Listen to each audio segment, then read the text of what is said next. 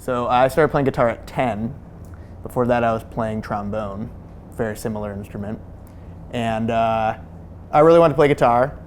And you and I were actually just talking about Slash, and that was like the November Rain video. Maybe it had been like constantly rotating on MTV at the time, back when that was a thing to have videos of music on MTV. I think that was like the last straw of like, dude, I want to play guitar. Like, that's just very cool. I want to do it.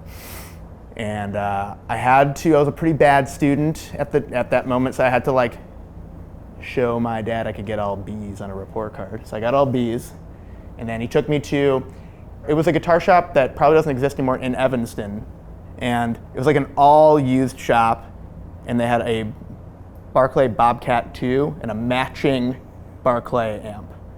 Like, I've never been able to find that combination. I've looked online, and like I don't even really totally know what I had amp-wise. And it was like it was a Barclay amp, and they look great together. And I think at the time in my head I was like, this is junk, but now like obviously junk is cool. And I look back and I'm like, I wish I still had it. But that was my first set of gear. But the funny, or at least I thought, in retrospect, the funny part of the story is I remember I walk in the store and I'm this like dumb kid, and the guy running the place, he's changing a guitar string, stabbed himself in the fingers, like blood everywhere. He's like, oh man, you gotta watch out, kid. These things, if it pokes you in the eye, your eye's done.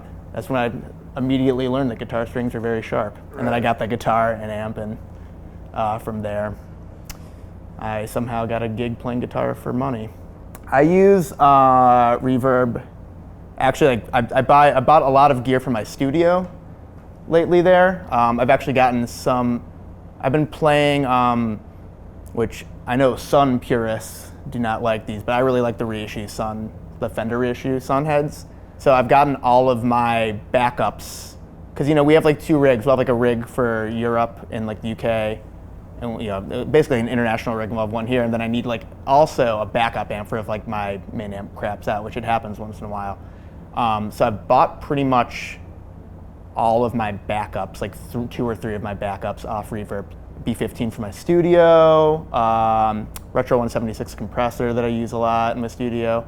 I use it like exclusively. I don't look anywhere else now because I know it's like a safe place to buy gear and you can get good gear. And like actually just got a really great pair of ProAc 100s that I'd been looking for forever. If I would see them anywhere else, like, I'd get kind of sketched out just because you don't know. But through Reverb, it's like, it's also like I saw I was getting it from a studio. I saw their rating. I know the vibe with Reverb. It's all about like guys that actually give a shit about gear, and so I felt very safe getting them, and they're in fantastic condition, and like those are my favorite pair of reference monitors and stuff that helped me a lot in the studio. The 176 is like, it's I went from just having my LA2A to having that, and I feel like I got my real man's compressor. My problem is I have to stop looking at Reverb.